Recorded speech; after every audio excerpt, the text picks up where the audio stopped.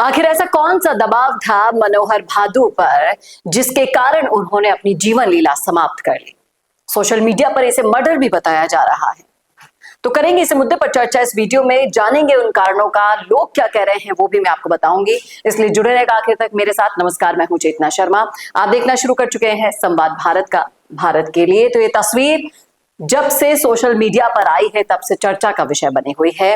ये थे मनोहर भादु, जिन्होंने प्रेशर में आकर अपनी जीवन लीला समाप्त कर ली। क्यों?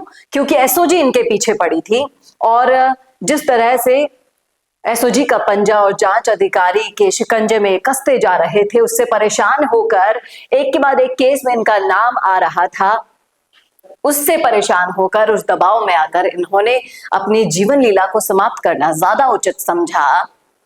जबकि कहा यह जा रहा है कि ये अपने जीवन को दोबारा शुरू कर रहे थे, दोबारा से तैयारी कर रहे थे, और अगर ये डमी कैंडिडेट बनकर बैठे हैं जैसा कि इन पर आरोप लगाया गया है, तो यहां पर लिखा हुआ है, बहुत लंबा चौड़ा मैसेज लिखा हुआ है कि डमी कैंडिडेट बैठकर तो बहुत सारे पैसे कमा लेते हैं लोग, ऐसा काम करने की कोई नहीं सोचता। अगर जब जीवन के सारे रास्ते बंद हो जाते हैं, उसके बाद ये स्टेप लिया जाता है जो मनोहर भादु ने लिया। वाकई में ये घटना जिनको सामान्य लग रही है, उनको मैं बता दूं कि ये घटना सामान्य बिल्कुल नहीं है।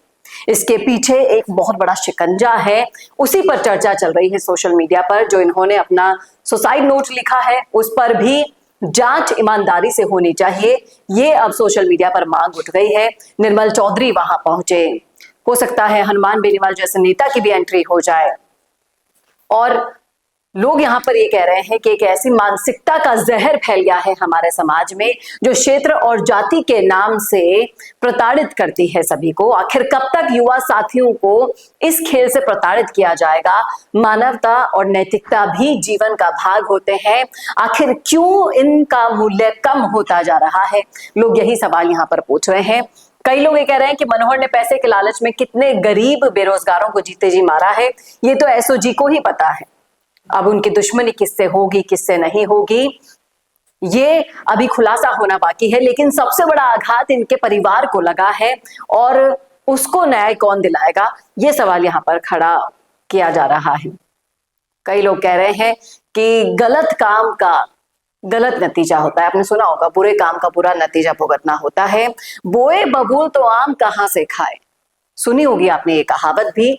कई लोग यहाँ पर ये भी कह रहे हैं, हालांकि पर्दे के पीछे की कहानी क्या है ये अभी सामने आना बाकी है, और ऐसे सुसाइड्स कहीं ना कहीं गलत कामों के अंदर लिप्त होने का एक क्लू भी दे जाते हैं।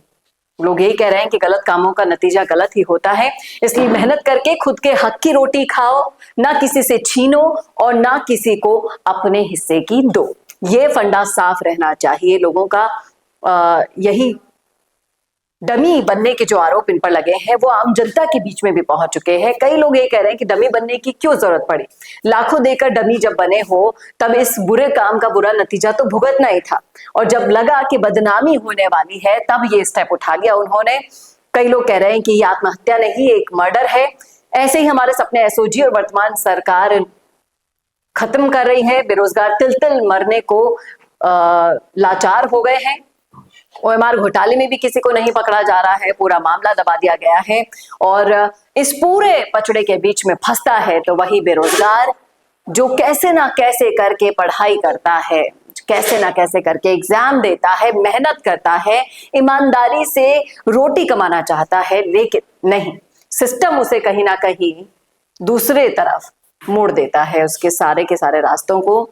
कई लोगों के पास यही मैसेज है कि ये डमी बना था मनोहर, और अगर ईमानदारी से पैसा कमाता तो आज ये हाल नहीं होता, आज ये नौबत नहीं आती।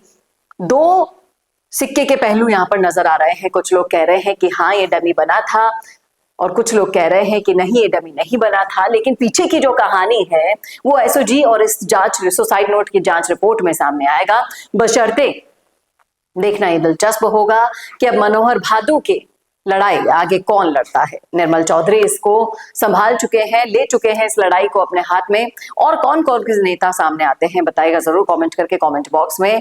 क्या लगता है आपको कि ये प्रेशर में आकर उठाया गया कदम है, या फिर एक सामूहिक रूप से करवाया गया मर्डर है? बताइएगा जरूर कमेंट करके। कैसा लगा वीडियो बताना ना भूलेगा, और ऐसे वीडियोस के लिए देखते रहिए संवाद भारत का, भारत के लिए। नमस्कार। वीडियो चाहिए बिजनेस प्रमोशन का या फिर पर्सनल ब्रांडिंग के लिए, तो अब आपको एक ही जगह मिलेंगे हाईटेक स्टूडियोज, प्रोफेशनल सेटअप और creative team, green screen and soundproof studio, perfect lighting और pro setup, podcast setup, ultra clear audio और multi camera angles, 75 inch touch panel, teaching और एक्सप्लेनर वीडियोस के लिए परफेक्ट, 10 से 15 साल experienced anchors और journalist जो आपके कंटेंट को देंगे प्रोफेशनल टच। राजस्थान का तीसरा सबसे बड़ा डिजिटल न्यूज़ चैनल आपकी ब्रांड को मिलेगा प्लेटफॉर्म।